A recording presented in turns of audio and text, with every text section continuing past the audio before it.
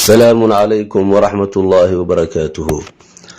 قصة صحابي وينا جليبيب رضي الله عنه. جليبيب وحوها نين فقيره ومدبكيسو مدوب yahay dhirkiisuna gaaban yahay oo kamid ahaa dadka ugu liita dhaqaale ahaan iyo magac ahaan iyo sumcad ahaanba magaalada Madiina. qabiilkiisa lama garanayo wuxuu nabiga sallallahu alayhi wasallam ugu tagi jiray marihiisa oo jaxjeexan mana uusan lahayn waxanti ah marka laga reebo kabaha uu sito iyo maryaha uu gashan yahay. wuxuu seexan jiray masjidka rasuulka sallallahu alayhi wasallam. maalin maalmaha kamid ah ayuu nabiga ilaahay sallallahu alayhi wasallam u yeeray kuna dhahay Julaybiibow miyaanan guursanayn. Julaybiib waxa uu dhahay rasuulka ilaahay yaa ii guurinaya qurux jaah iyo xoolo toona malihi. haddana maalintii xigtay ayuu nabigu sallallahu alayhi wasallam weydiiyay isla su'aashii shalay. waxaanu dhahay Julaybiibow miyaanan guursanayn. wuxuu dhahay Julaybiib rasuulka ilaahay yaa ii guurinaya moonqaal xoolo iyo qurux toona malihi. maalintii xigtay ayuu haddana nabigu sallallahu alayhi wasallam sidii oo kale u weydiiyay Julaybiibna sidii uu ku jawaabay. nabigu sallallahu alayhi wasallam waxa uu ku yiri Julaybiibow bax oo ta guri uu lahaaneen saxaabadii ansaarta kamid ah kuna dheh waxa ay soo diray rasuulka ilaahay waxaanu idinka doonayaa gabadhiina si aan u guursado. markii hore reerkii waxay moodeen in nabigu sallallahu alayhi wasallam soo doonay markaas ay isku dhaheen cidna uma diidayso gabadhan rasuulka ilaahay. kadibna waxaa loo sheegay in nabigu aanu nafsadiisa u rabin ee uu Julaybiib u doonayo. gabadha abeed waxa uu yiri ma Julaybiibkan faqiirka ah ee muuqaal iyo xoolaba aan lahayn ayaa gabadheeda soo doontay. markaasuu yiri waxaan la tashanayaa gabadha hooyadeed. gabadha hooyadeed markii loo sheegay in Julaybiib oo ah dadka ugu faqiirsan magaalada Madiina soo doontay gabadheedii ayay dhaaratay oo tiri gabadheeda oo aan u diiday hebel iyo hebel sideebuu u soo doontay Julaybiib oo aan qurux muuqaal iyo xoolo toona lahayn. gabadhii la soo doontay oo ahayd gabar mu'minad ah oo ku kalsoon ilaahay iyo rasuulkiisa ayaa waxay tiri waalidkeed aabe iyo hooyo ma waxaad celinaysaa nin uu soo diray rasuulka ilaahay ilaa aan ku dhaarteen waan guursanayaa Julaybiib. markaasay sii raacisay hadalkeedii aayadda qur-aanka ee suuratul axsaab aayadda 36aad kuma habboona uma bannaana nin mu'min ah iyo haweeney mu'minad ah marka ilaahay iyo rasuulkiisu wax xukumaan inay khiyaar u yeeshaan amarkooda. ruuxiisa caasi ilaahay iyo rasuulkiisa wuxuu dhumay lumitaan cad.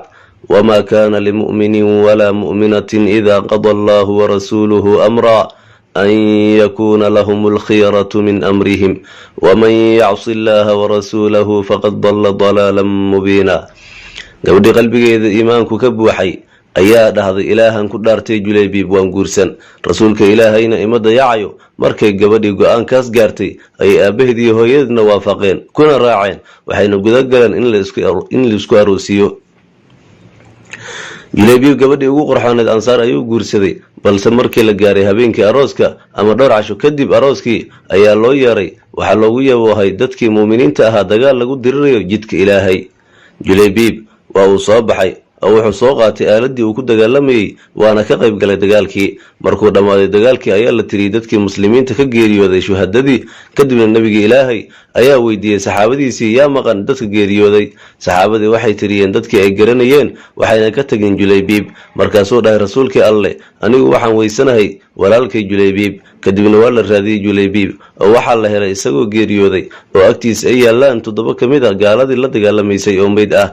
kolkaasuu nabiga alle sallallahu alayhi wasallam ooyay oo yiri wuxuu dilay 7 isagana way dileen. kani aniga ayuu iga ahaaday aniguna isaga ayaan ka ahaaday. waan uu ku celceliyay erayadaas rasuulka alle sallallahu alayhi wasallam dhowr goor. kadibna waxa uu madaxii Julaybiib saaray dhabtiisa.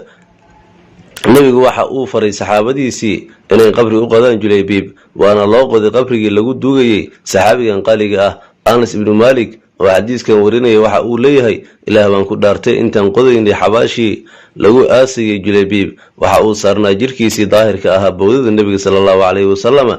kadibna isaga oo aan la dhaqin ayaa la duugay. gabadhii uu ka dhintay Julaybiib oo ajiibtay amarkii rasuulka alle iyadana waxa markuu Julaybiib dhintay ka bacdi waxaydana ay u dhamaadeen waxaa soo doontay saxaabadii waaweynaa. nabigu sallallahu alayhi wasallam gabadhaas uu u duceeyay oo wuxuu yiri rabbi waxaad ku shubtaa khayrka shubis nolosheedana ka yeelin mid kadeed ah.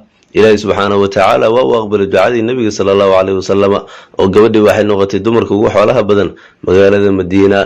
qisada Julaybiibna halkaas ayay noogu eg tahay. fadlan hadaa ka shaqaysan like saar kuna soo xirnaa beejkan si ay mar walba ku soo gaaraan qisooyinka yaab kale aynu soo wadno insha Allah tacaala.